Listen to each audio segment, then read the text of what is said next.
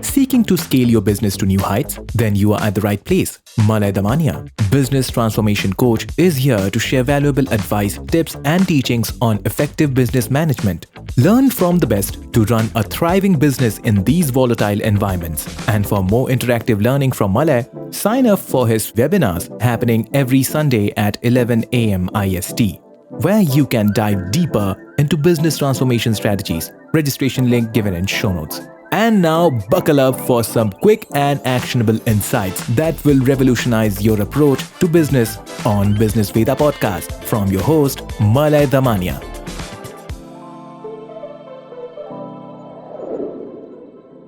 Hello friends, welcome to the Business Veda podcast. Today we are going to have conversation with a very special guest. Friends, we have somebody who is been a participant at the Shark Tank.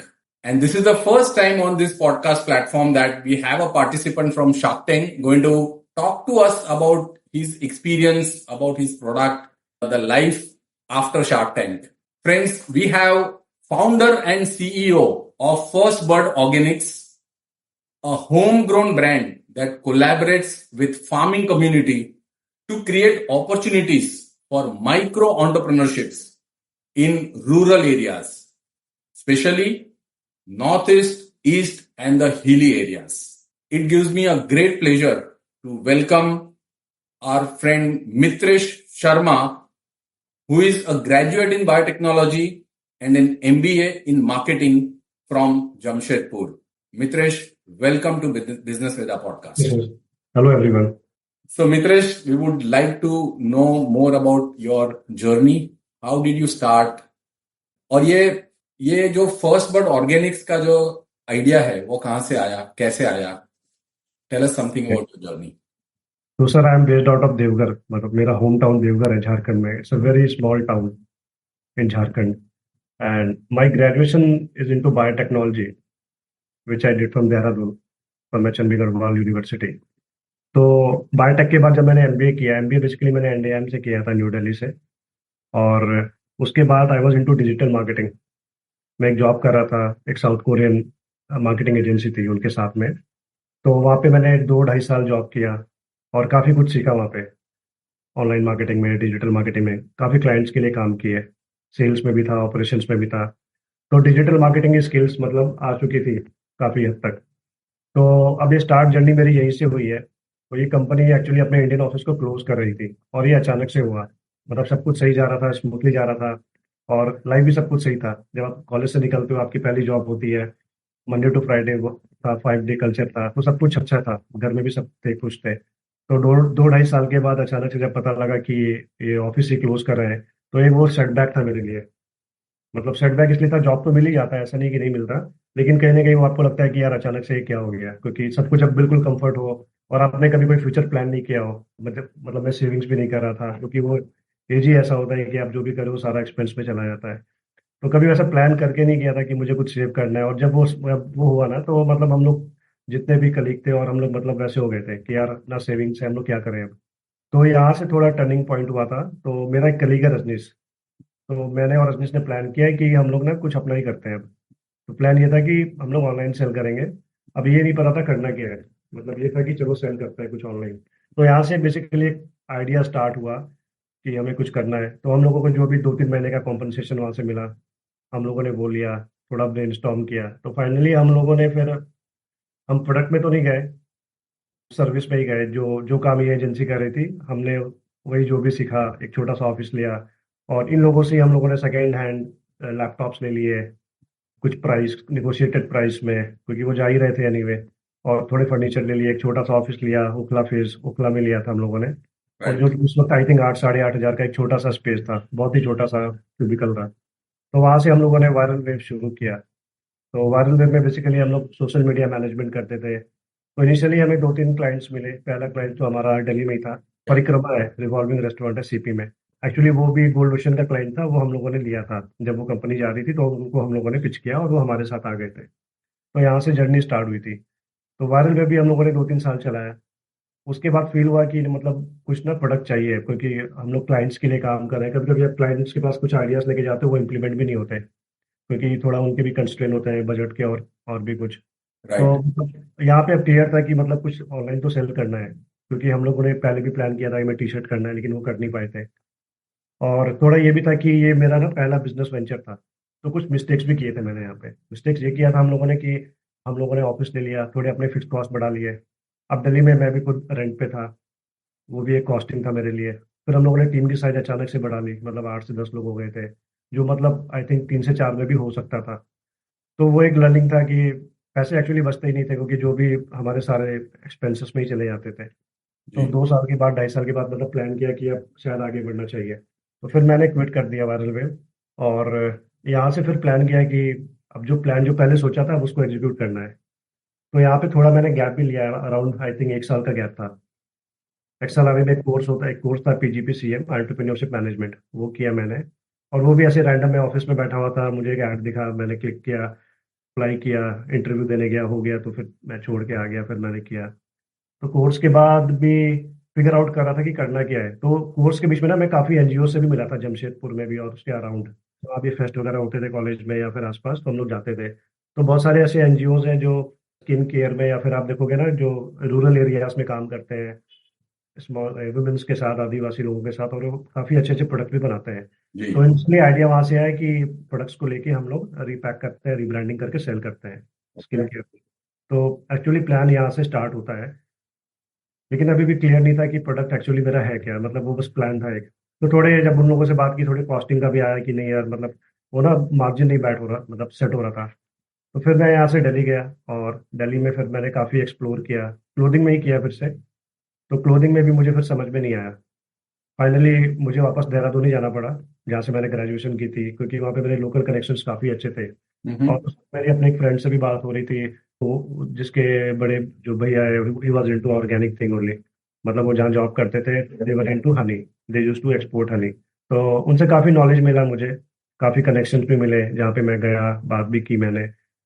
Dehradun में किसान लोगों ने, वहाँ भी गए हम लोग, वहाँ से फार्मर्स की थोड़ी लिस्ट ली, गवर्नमेंट बॉडीज से वो बहुत सपोर्ट किया उन्होंने भी। फिर काफ़ी मतलब किसान लोगों से भी मिले, काफ़ी वहाँ पे कम्युनिटीज से मिले। तो बहुत सारे ऐसे प्रोडक्ट समझ में आए। 2 से 3 महीने हम लोगों ने बहुत मतलब घूमा वहाँ पे। तो जो पहला प्रोडक्ट निकल के आया वो मेरा तुलसी ग्रीन टी था। और वो ऐसा टाइम था कि I was also into very वो मतलब मैं भी थोड़ा हेल्थ कॉन्शियस हो गया था, क्योंकि वो 5-6 महीना 1 साल का जर्नी ऐसा था कि आई वाज डूइंग नथिंग। तो at least I was focusing on my health, कि एटलीस्ट ओके। फिजिकली थोड़ा फिट रहूँ, और क्योंकि उससे थोड़ा मोटिवेशन भी आता है। रोज सुबह उठ के मैं दौड़ने चले जाता था, और थोड़ा उससे खुद को मोटिवेट करने के लिए भी। तो मैं उस वक्त ग्रीन टीज कंज्यूम करता था बहुत ज़्यादा। उस वक्त जो भी थोड़ा बहुत अपने लेवल पे रिसर्च किया, कीवर्ड वगैरह देख के, तो पता लगा अमेजोन पे अच्छा जाता है, तुलसी ग्रीन टी वगैरह अच्छा बिकता है। तो उस वक्त इतना कैलकुलेट नहीं किया था कि मार्जिन क्या है और ये क्या है, बस ये था कि करना है, वो पहला स्टेप लेना है। तो वो फिर हम लोगों ने ले लिया। तो यहाँ से तुलसी ग्रीन टी मतलब मेरा पहला SKU निकल के आता है, क्योंकि इनिशियली हम लोगों ने थर्ड पार्टी किया। इनिशियल लेवल पे हम लोगों ने मतलब खुद से पैक नहीं किया था, it was a third party, completely third party. Okay. तो इस बीच में कुछ कोर्सेज भी किए थे हम लोगों ने, मतलब मैंने ठीक है। और तो यहाँ से फिर और भी टीज आए हमारे उसमें, ब्रांड में। तो यहाँ पे ना एक छोटा सा सर्वे भी किया था मैंने, जिसमें पता लगा कि लोग ग्रीन टीज वगैरह क्यों पीते हैं, हर्बल टीज बेसिकली। तो हर्बल टीज में 3 रीजन सामने आए थे कि लोग इम्यूनिटी के लिए पीते हैं तुलसी। लोग हर्बल टीज 3 रीजन से ही पीते हैं, एक तो इम्यूनिटी, एक रिफ्रेशमेंट के लिए, और third is for weight loss. Okay. तो मेरे पास 3 टीज थे, एक तुलसी ग्रीन टी था for immunity, peppermint lemon grass का एक हम लोगों ने ब्लेंड बनाया, that was for refreshment. Hmm. Third tea was slim tea, जिसमें हम लोगों ने नेचुरल इंग्रेडिएंट्स डाले, जो कि नेचुरल फैट बर्नर बोल सकते हो आप, मतलब वो इनहेंस करते हैं, जैसे जिंजर हो गया, सिनेमन हो गया, इस तरह करके। ओके। तो यहाँ से 3 SKUs मतलब फाइनल होते हैं। तो मैंने तो बहुत ही कम इन्वेस्टमेंट से, आई थिंक 1 लाख 1.5 लाख से शुरू ही किया था। पहला जो मेरा आई थिंक बैच साइज भी था, अराउंड 500 डब्बे थे ग्रीन टी के, तुलसी ग्रीन टी का। तो वो जब लिया था तो ऐसे क्वेश्चंस भी आए थे कि यार ये 500 पीस भी बिक जाए ना तो बहुत बड़ा है। और सुनते थे हम लोग अपने दोस्त दोस्त से, तो फिर ऐसा लगता था कि यार ये क्या, मतलब क्या कह रहे हैं ये, क्योंकि थोड़ा डिमोटिवेशन तो होता था, मतलब आ ही जाता है। लेकिन हम लोग मतलब बोलते थे नहीं नहीं होगा होगा, और वो हुआ भी। तो अब इनिशियल लेवल पे तो इतने ऑर्डर्स नहीं आते हैं, जब अभी आप स्टार्ट करते हो शुरू के 3 से 6 महीने काफ़ी टफ होते हैं, इवन 1 साल भी टफ होता है। तो यहाँ पे बहुत सारे फैक्टर्स है जो मतलब जहाँ से मुझे काफ़ी हेल्प मिली है। पहले तो ये था कि जब मैंने स्टार्टेड फ्रॉम देहरादून, तो मैं अपने फूफा जी के घर में रहता था। वहाँ से मुझे उनसे हेल्प मिला, क्योंकि रेंटल ऑलमोस्ट जीरो था। तो जब आप स्टार्ट करते हो, अगर आपका फिक्स कॉस्ट ही कम हो जाता है, वो भी एक बहुत बड़ा पार्ट है। यही अगर मैं दिल्ली से करता तो आई हैड टू पे something, this one big saving. और the support he gave me, I mean, मतलब locally also was very very good. कुछ friends थे वहाँ पे local, उन्होंने बहुत support किया. So when I started, one of my friend was with me, Gaurav Bhatt. So we both started initially. जब first but में Gaurav was also there. So after 6 months, due to some reasons, he had to quit. मतलब कुछ अपने personal reasons भी थे और कुछ professional भी थे. तो यहाँ पे then my mother came into picture company में. तो initially 6 months was bit tough. मतलब वो रेवेन्यू मतलब आता नहीं है जल्दी, क्योंकि आप बहुत सारे एक्सपेरिमेंट करते हो और कुछ हिट भी होते हैं, कुछ नहीं भी होते हैं. और वो 6 महीने ऐसे थे कि जब आप जॉब में होते हैं ना, तो आप यूज टू हो जाते हो पैसे के लिए, कि आपको पता है कि एंड ऑफ द डे या मंथ में आपको एक फिक्स अमाउंट आने वाला है. Absolutely. लेकिन जब आप बिजनेस में होते हो तो, और वो भी जब स्टार्ट कर रहे हो, तो एक मिस्टेक यहाँ भी था कि हम लोगों ने कोई बैकअप नहीं लिया हुआ था, क्योंकि मेरी तो जॉब गई हुई बहुत टाइम, मतलब जॉब के बाद मैं एक बिजनेस और कर चुका था. तो एटलीस्ट वायरल वेब से जो मैंने सीखा वो मैंने यहाँ पे अप्लाई किया. तो पहला मिस्टेक यही था कि एक चीज तो मुझे मिला, पेशेंस तो आ गया मेरे अंदर, कि बिजनेस में वो इम्पेशेंट नहीं होना है कि आज सेल नहीं आया कल नहीं आया, और मतलब पैनिक नहीं कर रहे थे हम लोग, चुपचाप बैठे हुए थे. जी. मतलब अपना काम कर दिया और फिर हम लोग बैठ गए रिजल्ट देखने के लिए. और सेकंड था कि फिक्स कॉस्ट हम लोगों ने नहीं बढ़ाए. जैसे मैं अपने रिलेटिव के उनके यहाँ पे रेंटल उस पे उनके घर पे था, वो भी सेविंग था. और भी मतलब बहुत सारे ऐसे फिक्स कॉस्ट थे जो इनिशियल लेवल पे हम लोगों ने नहीं किए. इनिशियली जो पहला लॉट था, आई थिंक वो पैक भी हम लोगों ने खुद भी किए बैठ बैठ के. जो टीएस के ऑर्डर आते थे वो खुद से डिस्पैच भी करते थे पैक करके. तो ऐसा कोई मैन पावर वाला कमिटमेंट नहीं था इनिशियल डेज में, एटलीस्ट साल तो नहीं था. तो वो थोड़ा, और वो आइडिया ये भी था कि थोड़ा पहले प्रूव कर लें अपने आप को, मतलब किस हद तक जाता है ये. तो वहाँ से थोड़ा फिर कॉन्फिडेंस आया. तो यहाँ से जर्नी मतलब स्टार्ट हुई. जो पहला सक्सेस मिला मुझे वो हनीश के लॉन्च से मिला. Mm-hmm. में वी लॉन्च मल्टीफ्लावर हनी, जिसको हम लोग पहाड़ी हनी बोलते हैं क्योंकि it's from hilly areas. And उस वक्त ये अमेजोन पे अराउंड 10 to 15 रैंक में था जब हम लोगों ने स्टार्ट किया था. Yeah. और वहाँ से मतलब अच्छा, मतलब महीने का 4-5 लाख का आने लगा सेल. Okay. वहाँ से मतलब थोड़ा आ गया कि नहीं अब तो करना ही है. मतलब पहले भी था कि करना है, लेकिन वहाँ से थोड़ा और कॉन्फिडेंस आ गया कि अब अच्छे से थोड़ा स्ट्रक्चर्ड वे में करते हैं. तो धीरे धीरे थोड़ा मैन पावर भी किया हम लोगों ने, कुछ थर्ड पार्टी एजेंसीज भी हायर की. तो यहाँ से मतलब थोड़ा स्केल करना फिर शुरू किया. विद टाइम अच्छा इम्पैक्ट आया. कोविड के टाइम में हम लोगों ने बहुत अच्छा किया था उस साल, लेकिन जब फेज 2 आया कोविड का, वहाँ पे फिर से इम्पैक्ट हुआ. इम्पैक्ट इसलिए हुआ कि मुझे खुद भी कोविड हो गया था और मेरे ऑफिस में ऑलमोस्ट सबको ही हो गया था.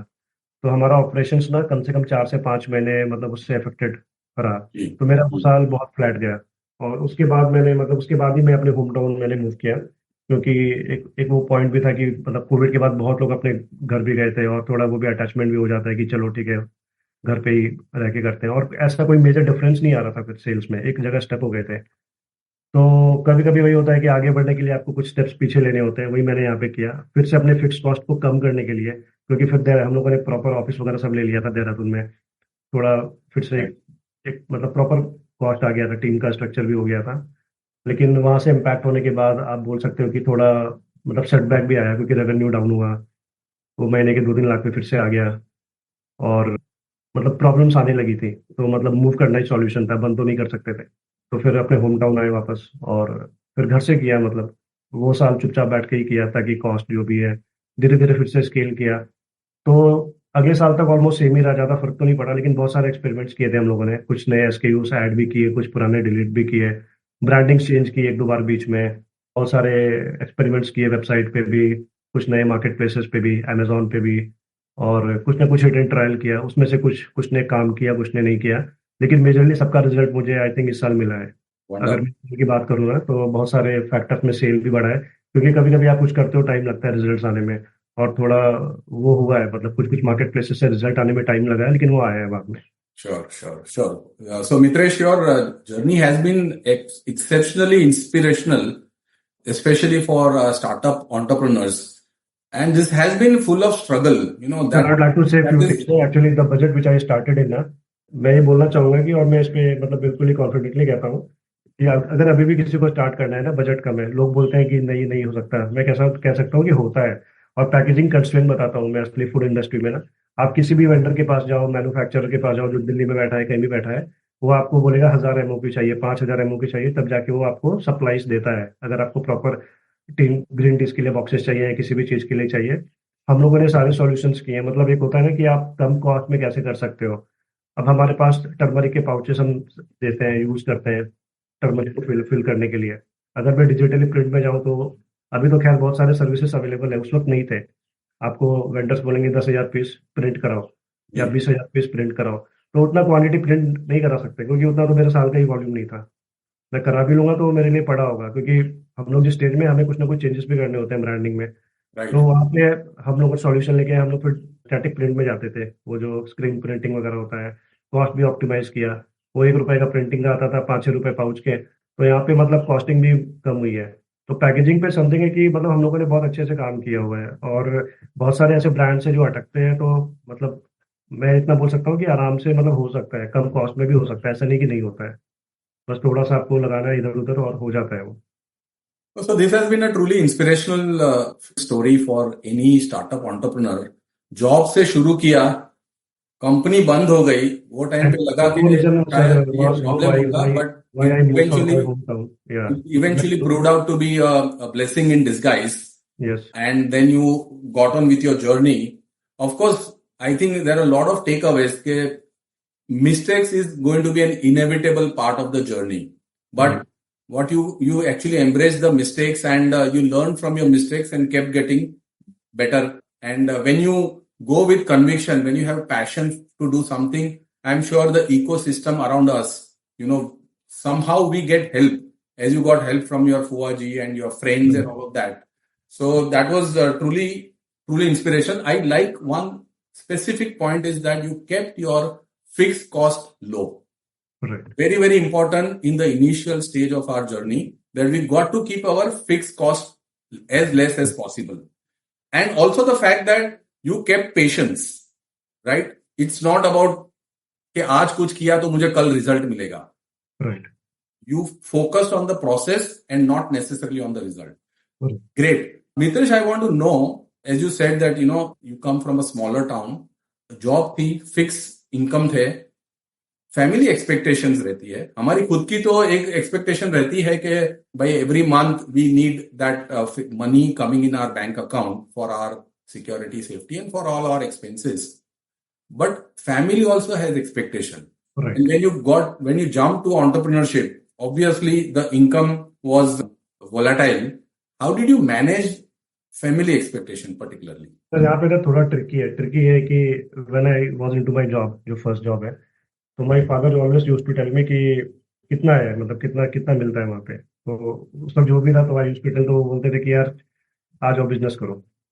तो मैं बोलता था कि करूँगा यार, मतलब क्या करूँ। बोलते थे मैं करा दूंगा, कुछ भी करो, फ्रेंचाइज करो, ये करो, मेरे होटल यहाँ पे आके बैठ जाओ। मतलब यूज्ड टू टेल मी कि बिजनेस करोगे, हो सकता है तुमको 2-3 साल नहीं मिले, 1 साल तुमको बहुत मिल जाए। मतलब वो मुझे हर दिन, ऐसा कोई दिन होता नहीं था कि वो मुझे बोलते नहीं थे कि जॉब छोड़ दो छोड़ दो छोड़ दो। और जब मेरा वो कंपनी बंद हो गया तो मुझे पहला कॉल उनका ही आया दिमाग में कि वो ऐसे बोलते थे। तो इस तरह थोड़ा बहुत आप ये इसको सपोर्ट भी बोल सकते हो कि सपोर्ट ऐसे तो था, मतलब कि बिजनेस करना है। तो ये सोच के मतलब वायरल वेब शुरू भी किया। हालांकि वो 2 साल थोड़े टफ थे हम लोगों के लिए, क्योंकि टफ इसलिए थे कि अगेन वो मेरा पहला जॉब गया, फिर मैं उसमें गया, तो थोड़ा इश्यू तो आता है, मतलब मॉनिटरी तो इशू आता ही आता है। वो हम लोगों ने मतलब किसी तरह फेस किया। तो उसके बाद वो फिर मेरा फेज आ गया मैरिज वाला। तो वहाँ पे भी आपके पास एक सर्टेन इनकम होना चाहिए, नहीं तो आपको पता है कि वो प्रॉब्लम्स आती हैं। तो एक अच्छा पार्ट ये था कि फैमिली के एंड से यहाँ पे सपोर्ट मिला है बहुत ज़्यादा, फादर के एंड से भी, मदर के एंड से भी। और बहुत ज़्यादा प्रेशर नहीं आया कि बंद कर दो, कि ये क्या कर रहे हो, बंद कर दो। इनिशियल डेज में ये बहुत इंपॉर्टेंट फैक्टर था मेरे लिए। और थोड़ा एक्सपेक्टेशन तो होता ही है, एक स्टेज के बाद आता है वो, जब 2-3 साल हो जाते हैं, जब लगता है कि यार अभी भी कुछ नहीं हो रहा, तब कभी कभी ऐसा होता है कि क्या करें, जॉब कर लें क्या, मतलब जॉब पे जाना चाहिए। तो ऐसे ऐसे थॉट्स आए थे मुझे, ऐसा नहीं कि नहीं आए थे। ये कोविड के बाद आया था एक बार, जब ये फ्लैट हो गया पूरा। लेकिन फिर मैं यही सोचता था कि यार 3-4 साल दिए हैं, और अगर अभी चला जाऊंगा तो फिर ये मतलब ये सारा बेकार है। और मैं ऐसा इंसान हूँ, मुझे पता है ना, अगर मैं जॉब में चला भी गया ना, मैं फिर छोड़ के आके दोबारा यही करूंगा। मतलब वो मेरे दिमाग से जाएगा नहीं कि मतलब मैंने इसको आधा छोड़ दिया। तो पॉइंट ये कि मतलब मैं ये चाह रहा था कि अगर मैंने कुछ स्टार्ट किया है तो उसका एंड रिजल्ट अच्छा हो, मतलब वहां तक लेके जाऊं, बीच में नहीं भागूं मतलब। तो यहाँ पे फैमिली का सपोर्ट भी था, एक्सपेक्टेशंस थे मतलब ऑब्वियसली, लेकिन वो ना मैं मीट नहीं कर पाया शुरू के 2-3 साल। मतलब ऐसा नहीं बोलूंगा कि उसको मैंने पूरा फुलफिल किया अपने एंड से, वो नहीं हो पाया था। तो यहाँ पे फैमिली ने सपोर्ट किया है मुझे। But getting such support from your parents, especially, is so critical and crucial very for our very happy. success. I mean बीच में हालांकि रिकॉग्निशन पहले भी मिले थे कुछ, लेकिन वो अप्स एंड डाउन्स तो पार्ट होता है उसका बिजनेस का। लेकिन अभी they are very very happy. Very good. ताकि I'm so happy, and thanks to your parents and such a great support that they have been for you in this journey. Of course, I will come to your mother, but yeah, I want to know your first, but organics. You're talking more about the organic and healthy kind of food. Hmm, How is that different from other brands who also claims that this we don't have those artificial flavors and all of that? So what is that unique thing about your brand? so there are 2 to 3 major factors. So we only don't say that we are giving natural products or organic. We claim certain validations. जैसे Lakadong turmeric के case में we say that it has high curcumin content. So basically Lakadong is a variety of turmeric that is from Meghalaya and it has high curcumin content. तो यहाँ पे testing reports भी देते हैं हम, और ये हम मतलब अपनी वेबसाइट्स पे भी हम लोगों ने दिए हुए हैं। अभी हम लोगों ने सैफरन सोर्स किया है कश्मीर से, तो कश्मीरी सैफरन में क्या है कि क्रोसिन कंटेंट काफ़ी हाई होता है। तो अगेन वी क्लेम दिस। तो यहाँ पे थोड़ा डिफरेंशिएशन सेट किया है हम लोगों ने इन टर्म्स ऑफ जो मेन इंग्रेडिएंट्स है जिससे आपको बेनिफिट्स मिलता है, वो हम हाईलाइट करते हैं उस चीज़ को। हम ऐसा मतलब झूठा क्लेम नहीं कर रहे। और किसी किसी केस में जैसे हमारे प्रोडक्ट्स किन किन के लिए है, जैसे मैंगो पिकल है, तो mango pickle homemade mango pickle हम बोलते हैं उसको। तो जब होममेड बोलते हैं तो कम्प्लीटली होममेड है वो, मतलब उसमें कुछ भी बाजार का नहीं है। आई मीन वो पूरा प्रोसेस ही entirely it's completely homemade, nothing, no artificial, nothing, कुछ भी प्रिजर्वेटिव तक नहीं होता उसमें। और पूरा बनने का समय हमारा 1 से 1.5 महीने का होता है उसमें, जो कि नेचुरल प्रोसेस से ही बनता है। बिल्कुल प्रॉपर सन ड्राई करते हैं उसको, जितना उसका टाइम ड्यूरेशन है उसको वहाँ तक। तो और ये प्रोडक्ट्स किसके लिए, जो खुद अचार नहीं बना पा रहे, जो बड़े शहर में जिनके पास टाइम नहीं है कि वो पुराने अपने दादी या दादा के मेथड्स को करें, तो ये प्रोडक्ट्स हमने उनके लिए बनाए हैं। तो हमारा सेट ऑफ कंज्यूमर यहाँ पे डिफाइंड है। तो हम लोगों ने जब शुरू ही किया था तो ये सोच के किया था कि हम लोग ना प्राइस में नहीं खेल सकते, क्योंकि बहुत बड़े बड़े ब्रांड्स हैं जो अगर कमर्शियल लेवल पर अगर वो हमसे प्राइस में कॉम्पीट करेंगे तो वो हमें उस वक्त बाहर कर देंगे। अगर मैं अमेजोन पे लिस्ट कर रहा हूँ, कोई ब्रांड 250 का दे रहा है, मैं 230 का दूंगा, तो मैं सस्टेन नहीं कर पाऊंगा उस वक्त। Correct. तो आइडिया ये था कि उस लड़ाई में जाना नहीं है, क्वालिटी देना है और थोड़ा प्राइस को अच्छा रखना है। तो ये इनिशियली मतलब सेट था उस वक्त। तो हम लोगों ने मतलब ये स्ट्रेटजी अपना के शुरू किया था और ये काम भी किया है। Sure. So you are saying whatever you are claiming is exactly what you are delivering. Yes, You've been very honest and upfront in what your customers can expect and what are the ingredients. You've been very हो honest. सकता है कि एक stage के बाद batch size काफी बड़ा हो जाए, और ये भी हो सकता है कि हमें और भी फिर अपने मेथड्स को और इम्प्रूवमेंट की जरूरत होगी उस वक्त। लेकिन इतना तो अश्योरिटी है कि हम लोग जो सोर्स कर रहे हैं, जहाँ से ला रहे हैं, तो उसकी गारंटी हम लोग लेते हैं, क्योंकि हमारे में हम जहाँ से सोर्स भी कर रहे हैं, हमारे चेन काफी सिस्टमैटिक है। हम एक तो डायरेक्टली फार्मर से करते हैं, हम कोई भी मिडिल मैन तो करते नहीं है। हमने वो सारा साइकिल में उनको हटा के रखा हुआ है। हम किसी थर्ड कंपनी से नहीं करते हैं, यहाँ पे डायरेक्ट एसोसिएशन फार्मर्स के साथ है। तो क्वालिटी यहाँ पे इंपॉर्टेंट है, और मोस्ट ऑफ द प्रोडक्ट हमारे ऐसे ही हैं जो सीधा फार्म से ही आते हैं। Right. और मिनिमल प्रोसेसिंग है उसमें, मतलब जो आप ट्रेडिशनल प्रैक्टिसेस की बात करते हो ना, आपको वो दिखेगा उसमें। So credibility is a big factor yes, for your company. Excellent. Have you got your copy of Business Champ yet? If not, go ahead and grab this Amazon bestseller by Malay Damania. It is a complete roadmap to transform your business. Thousands of business owners have already benefited from the book. Get your copy now from the link in show notes.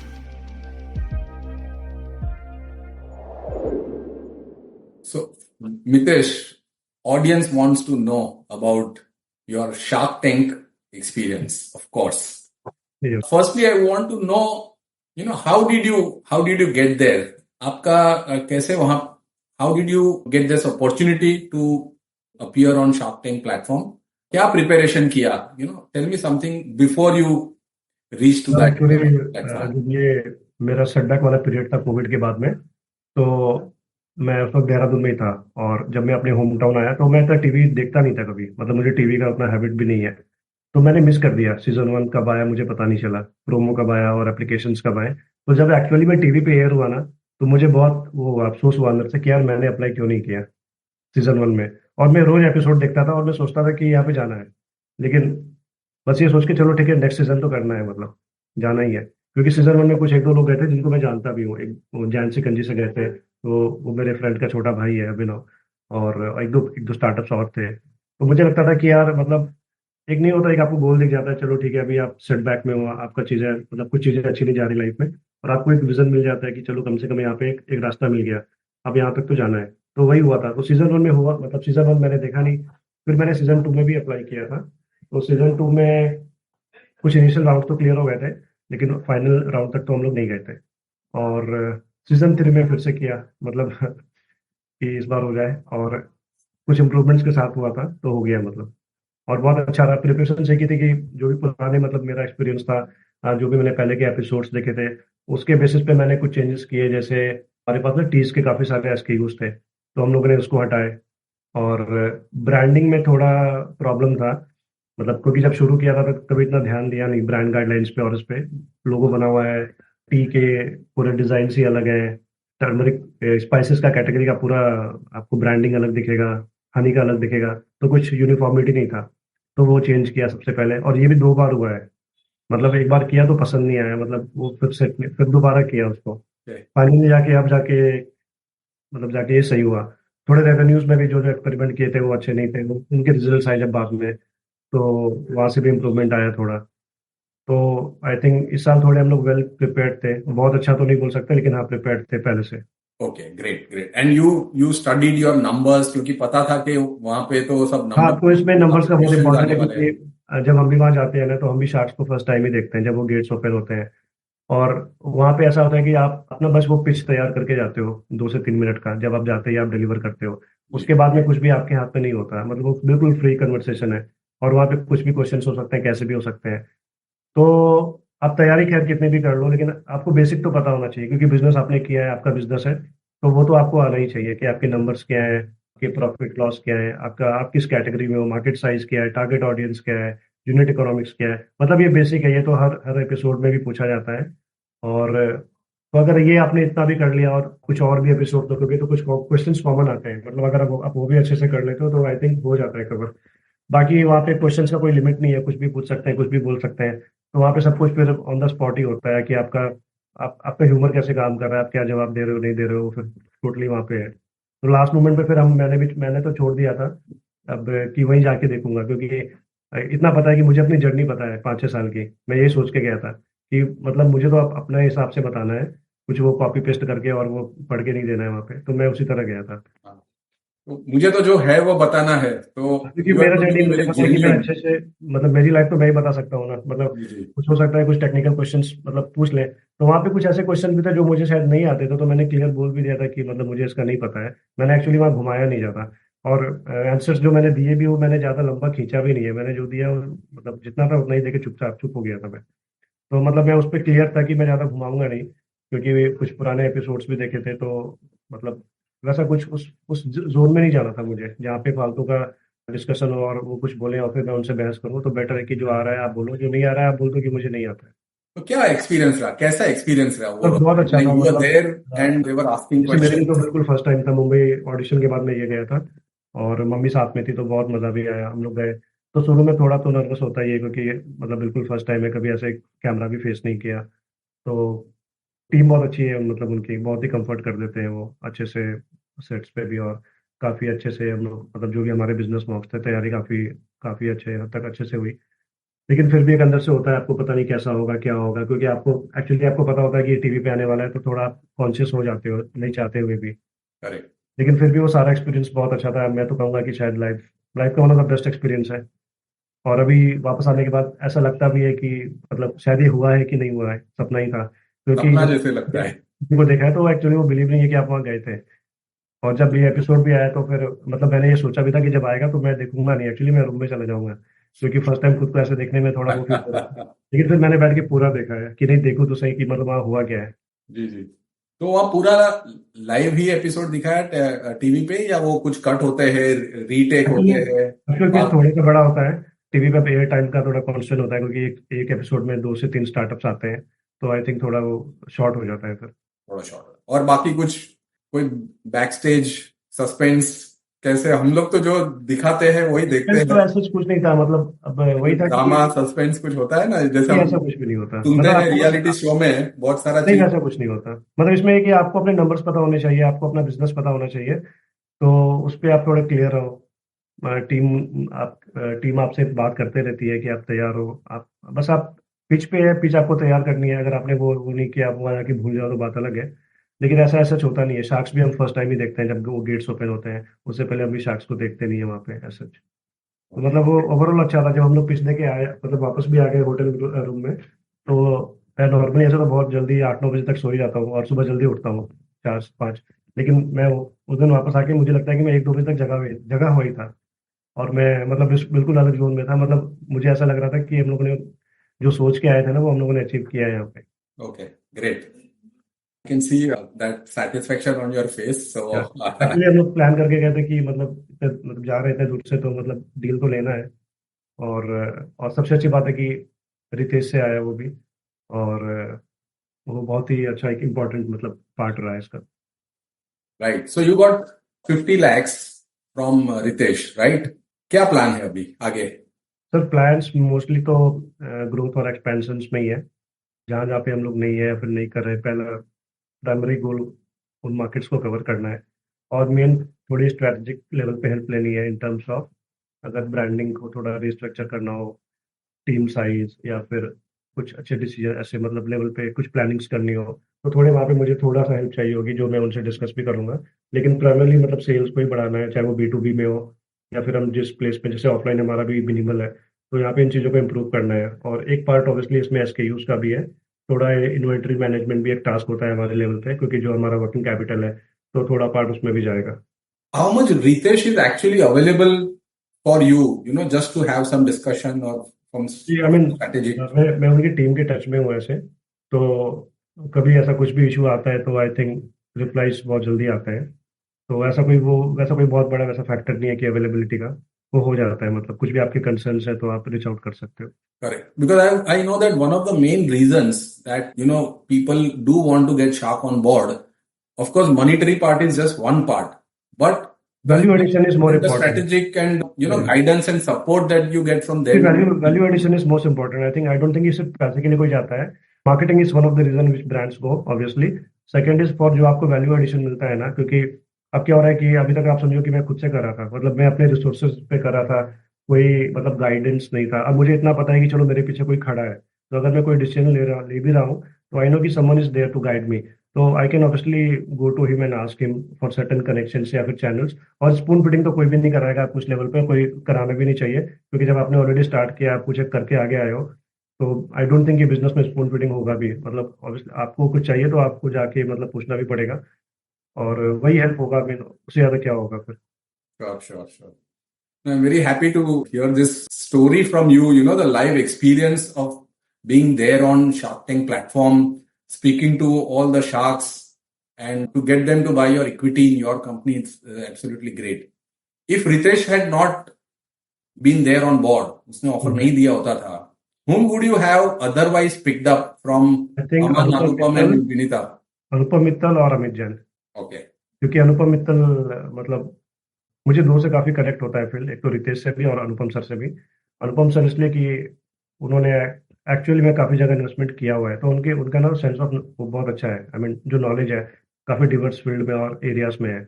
और actually उनके logics होते हैं, जब वो अगर किसी को deals नहीं भी देते, आप अगर टीवी पे भी देखोगे, तो उनके रीजंस और फीडबैक इतने अच्छे होते हैं कि वो एक्चुअली में अप्लाई करने लायक होते हैं। मतलब वो आपको ऑथेंटिक रीजन देंगे कि मैं क्यों नहीं आ रहा हूँ या फिर क्यों आ रहा हूँ।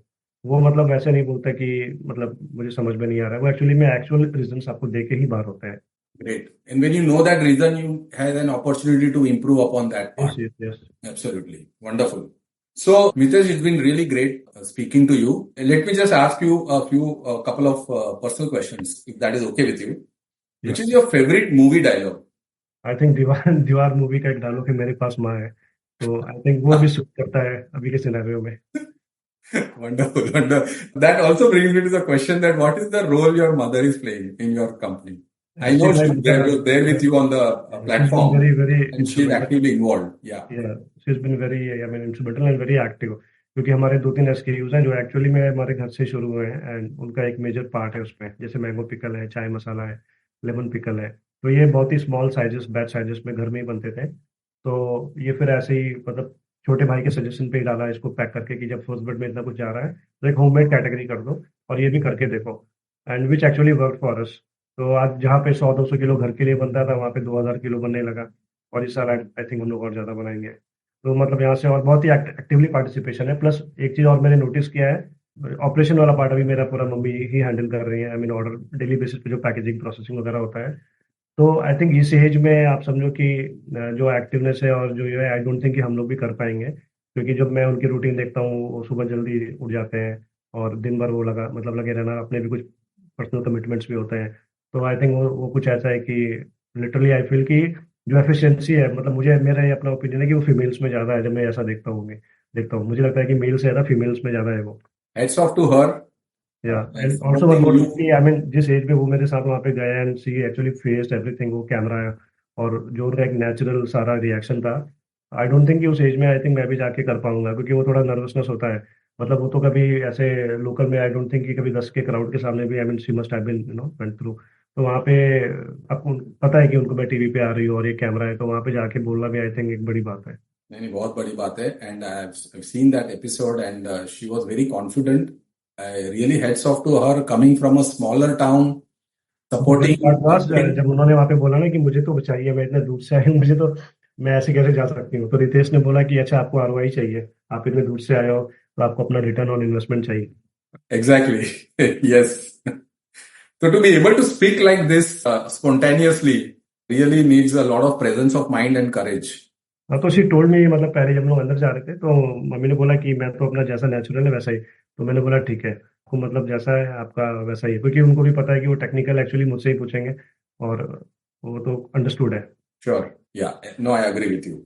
So, Mitresh, according to you, what is the one important quality a startup entrepreneur especially should have? I You've gone through this think struggle and you have shared a lot of things, but what is, if you really have to pinpoint one of those qualities, I think to bounce what back that from would be? Setbacks, अगर कोई भी आपके setback हो रहा है तो आप वापस बाउंस बैक करो। और पेशेंस मतलब एक इम्पॉर्टेंट पैरामीटर है कि वो तो मतलब होना ही चाहिए। इम्पेशेंट मतलब नहीं रहना चाहिए जर्नी में, क्योंकि बिजनेस मतलब चाहे वो बिजनेस हो चाहे वो स्टार्टअप हो, आप कुछ भी बोल दो, 2 साल हो, 3 साल हो, 4 साल हो, ये जो जर्नी है आपको बहुत कुछ सिखा देती है। अगर आपके अंदर कोई स्किल सेट नहीं भी है तो वो भी आएगा, बस पॉइंट ये कि आप करते रहो, मतलब जो बोलते हैं डटे रहो. डटे रहो। मतलब अगर आपने अपना काम कर दिया, रिजल्ट आएगा। बहुत लोग ऐसा होता है कि लिटरली हार्ड वर्क करते हैं, स्मार्ट वर्क भी करते हैं, सब कुछ अपनी जगह सही होता है, प्लेस होता है, कभी कभी रिजल्ट आने में टाइम लगता है। तो वहाँ पे मतलब अगर आपको लग रहा है कि आपको अलग से कुछ करना चाहिए, आप करो, लेकिन आप उसको बंद मत करो, मतलब वो रिजल्ट आता है एक दिन, ये तो मैंने देखा है। Great. I think that is going to be very useful for all the startup entrepreneurs, especially. And right. all are looking at you as their inspiration. There on the Shark Tank platform, being able to crack the deal, get Ritesh on board. This has been a dream journey, right from the struggling days, out from the job and being able to reach to this stage. Let's just play a very quick fire round. You okay. good for that? I'll just say a word and you just shoot whatever comes to your mind. Okay. Good with that? या Okay. The first word is dream. Business. All right. Food. Health. Health. Struggle. Growth. Wonderful. Wonderful. I'm so happy to hear this. Any final words you want to say to our audience? मतलब मैं बस इतना बोलना चाहूंगा कि अगर आप कुछ भी कर रहे हो, स्टार्ट कर रहे हो, तो थोड़ा फेथ रखो पूरे प्रोसेस में, जर्नी पे, और ग्रैटिट्यूड भी रखो सबके लिए, कंज्यूमर्स के लिए, अपने स्टेक होल्डर्स के लिए, और इवेंचुअली वो आपको पे बैक करेगा एक ना एक दिन, क्योंकि मतलब ये जर्नी अपने आप में मतलब इजी नहीं है। मतलब बहुत सारे अप्स एंड डाउन्स आते हैं, सिर्फ इन्वेस्टमेंट एक पार्ट नहीं होता। मतलब ये भी होता है कि आपका एंड गोल क्या है। अगर आप, आपके अंदर वो है कि आप मतलब चाहते हो कि आप कंटिन्यू करो, तो आप कर सकते हो। मतलब बहुत लोग क्या होता है कि जर्नी बीच में ही छोड़ देते हैं। मतलब बहुत सारे रीजंस हो सकते हैं, मतलब कुछ पर्सनल रीजंस होते हैं, कुछ फैमिली के प्रेशर में भी होता है। तो मतलब उसको मैं ये कहूँगा कि आप कंटिन्यू करो, आप मतलब ऐसे बीच में गिव अप मत करो उसको, वो कभी ना कभी आपको पे बैक तो करेगा। आपने फाइनली इतना 1 मिनट में आपने बता दिया कि we need faith, we need to have that gratitude, yes. we are bound to face struggle, but have conviction and have patience. Just and one keep more thing, doing it and you will be able to achieve your success. When I wanted to started ना, मतलब मेरे home town में basically वो services थे नहीं, Amazon का pin code भी active नहीं था। पहले तो अमेजोन पे ही सोचा था कि खाली लिस्ट करके सेल करूंगा। तो मतलब मेरा तो बाहर जाना भी एक मजबूरी था उस वक्त, क्योंकि मैं अपने होम टाउन से कर ही नहीं सकता था, मुझे तो बाहर जाना ही था, चाहे मैं दिल्ली जाऊँ, चाहे मैं बैंगलोर जाऊँ, देहरादून, तो मैंने जाके किया। तो अब तो ऐसा है ही नहीं, आई थिंक अब तो बहुत सारे रिसोर्सेस अवेलेबल है, और उस टाइम में अब टाइम में भी फर्क है। आपको अगर आपके पास इंटरनेट है, आप घर बैठे कुछ भी कर सकते हो। अब तो आप देखो कंटेंट से लोग इतना कमा रहे हैं, तो मतलब ऑनलाइन सेलिंग भी पहले से ऑब्वियसली कंपटीशन बढ़ा है टाइम के साथ साथ, लेकिन रिसोर्सेज और टूल्स भी बहुत आए हैं। आपको शिपिंग के लिए चाहिए तो बहुत सारे एग्रीगेटर है, आपको उसमें हेल्प मिल जाता है। आपको लिस्टिंग के लिए बहुत सारे प्लेटफॉर्म्स आ गए हैं, आप वहाँ पे लिस्ट कर सकते हो। तो आपको फाइनेंस नहीं है, फंड्स नहीं है, आजकल रेवेन्यू बेस्ड फाइनेंस से इतने सारे प्लेटफॉर्म्स आ गए हैं, आप वहाँ से भी ले सकते हो। तो गवर्नमेंट्स के भी बहुत सारे स्कीम्स हैं सीड फंड्स को लेके। तो मतलब है, पहले के मुकाबले बहुत सारे मतलब प्लान्स बोल दो आप या फिर स्कीम्स बोल दो, रिसोर्सेस अवेलेबल है, तो आई थिंक इजी करना आसान है। और आप देखोगे तो इतने 4-5 साल में ना इंटरनेट का पेनिट्रेशन काफ़ी अच्छा हुआ है छोटे शहर में भी। लॉजिस्टिक्स बहुत इंप्रूव हुआ है, ट्रांसपोर्टेशन बहुत अच्छा हुआ है। जो सामान पहले 10 दिन में आ रहा था वो आज 3 से 4 दिन में डिलीवर होता है। मैं भी दिल्ली से कुछ मंगाता हूँ, चौथे पांचवें दिन मेरे पास में होता है। तो आप कोई भी शुरू कर सकता है। पॉइंट ये है कि आप घर बैठे भी कर सकते हो, अगर आपके पास थोड़ा सी भी रिसोर्स है, कम पैसे में भी आप स्टार्ट करना चाहो तो। अब ऐसा नहीं है कि आपको दिल्ली या मुंबई से ही शुरू करना है, आप कहीं से भी कर सकते हो। Absolutely. The resources are available. Yes, एक What एक you वो need is माइंडसेट होता है ना कि बहुत लोग ऐसा भी सोचते हैं कि यार जो नहीं आते हैं कि क्या होगा, मतलब ईस्ट में वहाँ पे तो कुछ भी नहीं है। तो आप हर जगह अपने पॉइंट्स हैं, मतलब कुछ जैसे मैं यहाँ पे आया, बहुत सारे मेरे लिए प्लस पॉइंट्स भी हैं यहाँ पे। एक तो है कि ऑब्वियसली रेंटल वाला पार्ट बहुत लो है, लेबर चीप लेबर है यहाँ पे as compare to big cities. Internet है जो बाहर होता है वैसा ही है, लॉजिस्टिक्स अवेलेबल है, तो कोई ऐसा मेजर चैलेंज नहीं है। हाँ, एक ये हो सकता है कि जब मैं ऑफलाइन करूँ या फिर आगे स्केल करूँ, एक सर्टेन स्केल के बाद मुझे चैलेंजेस आएगा, लेकिन अभी के लिए I think to start with कोई भी कर सकता है। एक लेवल के बाद आना है तो फिर आप मूव करो, आप कोई दिक्कत नहीं है, लेकिन आप स्टार्ट तो कर सकते हो। आप आई थिंक आप 2 या 5-6 करोड़ तक भी जा सकते हो। उसके बाद आपको अगर आपको बहुत ही एग्रेसिवली करना है फिर आप कहीं से भी करो। और आजकल तो उसके लिए भी रिसोर्सेस अवेलेबल है, पैन इंडिया आजकल वेयर हाउसिंग सर्विसेज अवेलेबल है। आपको तो इन्वेंट्री आप वहाँ बेच के स्टॉक भी कर दो, वो पिक एंड पैक करके डिलीवर भी कर देते हैं। तो ऐसा सच कुछ है नहीं कि आपको वहाँ पे फिजिकली दिल्ली में बैठना है या मुंबई में बैठना है। तो Sure. वो तो विद स्केल तो आप टीम भी कर सकते हो। Right. So identify your strength, your personal strength, as well as wherever you are working geographically, identify the strength, focus on the strength, and grow to a certain level. And once you reach to a certain level, obviously, then but to start with other start I mean avenues. From anywhere, आप घर से भी कर सकते हो, आप college में आजकल तो कैंपस से भी कितने लोग करते हैं। तो आई थिंक वो हो जाता है। और हम लोगों ने तो फिर भी लेट किया है। आजकल तो आप देखोगे तो स्कूल और कॉलेज से कितने अच्छे अच्छे स्टार्टअप भी आ रहे हैं जो टेक बेस्ड है या फिर इंटरनेट बेस्ड है। So you are saying resources are available. What you need is willpower, your conviction and passion in your whatever you want to do. Right. That's the message for the startup entrepreneurs. All right, Mitresh, thank you so much. It's been such a pleasure speaking to you. And again, congratulations for having Ritesh on board for your First Bird Organics. We wish you all the very best, that you really grow and become a very successful company. Thank you so much. All right, friends. So this is Mitresh Sharma for you. We will have the details of Mitresh in the comments box. Anybody wants to reach out to him for any reason, they are happy to do so. Thank you very much for being there with us, friends. And I look forward to see you in the next week podcast. Thank you. A top-rated podcast, Business Veda, is must listen for every business owner. So share this with someone who will find this podcast useful. Remember to follow the podcast and tune in next week for yet another business lesson from Malay Damania.